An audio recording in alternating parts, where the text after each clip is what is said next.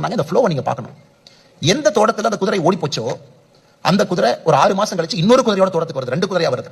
மறுபடியும் ஊர்க்காரங்க வர்றாங்க, ஆனா சூப்பர்னா ஒரு குதிரை ஓடி போச்சு, 2 குதிரை வீட்டுக்கு வந்திருக்கு, சூப்பர் லக்கி நான். அதுக்கு அந்த விவசாயி சொல்றாரு, இதுவும் கடந்து போகும். அப்ப அந்த விவசாயினுடைய மகன், சரி நமக்கு 2 குதிரையா வந்துருச்சு, அப்பாட்ட சொல்றாரு, அப்பா அந்த குதிரை ஏறி நான் போட்டு மாட்டேன். அப்பா சொல்றாரு, போயிட்டு வாப்பான்னு. சோ எந்த குதிரை ஓடி போய் இன்னொரு குதிரையோட வந்துச்சோ அந்த விவசாயி மகன் அந்த குதிரையில திரும்ப ஏறி போறார், கீழே விழுந்து இடுப்பு உடைச்சுக்கிறார். மறுபடியும் கிராமத்துக்காரங்க வர்றாங்க, என்ன பேட் லக் சார், ஓடி போன குதிரை இன்னொரு குதிரையை கொண்டு வந்து அதுல உங்க மகன் போய் இடுப்பு உடைஞ்சு போச்சு. அதுக்கும் அந்த விவசாயி சொல்றாரு, இதுவும் கடந்து போகும். அதனால உங்க வாழ்க்கையில நிறைய பிரச்சனைகளை பார்ப்பீங்க, ஒரே வார்த்தையை மட்டும் சொல்லுங்க, இதுவும் கடந்து போகும். காரணம் என்னன்னா, எது நல்லது கெட்டதுன்னு உங்களுக்கு தெரியாது. லா ஆஃப் கர்மா. இந்த நேரத்தில் ஏன் இந்த கம்பெனில இருக்கீங்க உங்களுக்கு தெரியாது, எனக்கு தெரியாது. லா ஆஃப் கர்மா. ஏன் நீங்க ஊரை விட்டு இவ்வளவு தூரத்தில் இருக்கீங்க, லா ஆஃப் கர்மா. நீங்க கெட்டதுன்னு நினைப்பீங்க, அது 5 ஆண்டுகள் கழிச்சு பார்க்கும்போது உங்களுக்கு நடந்த பெரிய நல்லதே அதாத்தான் இருக்கும். இன்னைக்கு நல்லதுன்னு நினைப்பீங்க, 5 ஆண்டுகள் கழித்து பார்க்கும்போது உங்களுக்கு நடந்த கெட்டதே அதாத்தான் இருக்கும்.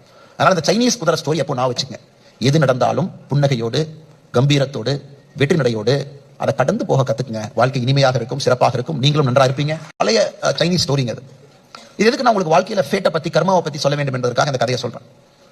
2 விவசாயிகள் இருக்கிறாங்க சைனாவுடைய ஒரு பகுதியில். ஒரு விவசாயிட்ட 2 குதிரை, இன்னொரு விவசாயிட்ட 1 குதிரை. அந்த விவசாயினுடைய 1 குதிரை வச்சிருக்கிற விவசாயி குதிரை ஓடிடுது, பணம் போயிருது. நம்ம கிராமத்தில் உங்களுக்கு தெரியும், மாடு இறந்துட்டா கூட நம்மளாம் போய் துக்க விசாரிப்போம், ஐயோ மாடு இறந்துச்சுங்களா, ரொம்ப சாரி, அவங்களுக்கு அது ஒரு அசெட். அதே மாதிரி எல்லாம் வராங்க, அண்ணே என்னன்னே பேட் லக் உங்களுக்கு, ஒரே ஒரு குதிரை வச்சிருந்தீங்க, குதிரை ஓடி போயிடுச்சு, what a bad luck for you. அது சொன்னார், பரவாயில்லைங்க இதுவும் கடந்து போகும் அப்படின்னு. கொஞ்ச நாள் கழிச்சு சண்டை வருது. ராஜா சொல்றாரு, யாருகிட்ட எல்லாம் குதிரை இருக்கோ எல்லாம் குதிரை எடுத்துட்டு வாங்க, சண்டைக்கு போலாம். ஒரு மேல் உங்க வீட்டுல குதிரை இருந்தா கண்டிப்பா சண்டைக்கு வரணும். அப்ப ஓடி போன குதிரை அந்த தோட்டத்துக்காரர் சண்டைக்கு போக வேண்டாம், ஆனா பக்கத்து தோட்டத்துல குதிரை ஓடாம இருக்கு, அவர் குதிரை எடுத்துட்டு சண்டைக்கு போறாரு.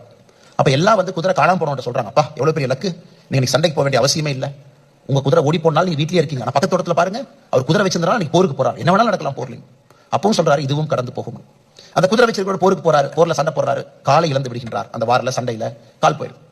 உடனே வீட்டுக்கு வராரு, எல்லாம் அவங்க வீட்டுல போய் சொல்றாங்க, ஐயோ பாருங்க குதிரை ஓடி போய் தான் நீங்க தப்பிச்சிருப்பீங்க, குதிரை ஓடாதனால தான் உங்களுக்கு கால் போச்சு, என்ன ஒரு பேட் லக்குங்கிறாங்க. எதுக்காக இந்த கதையை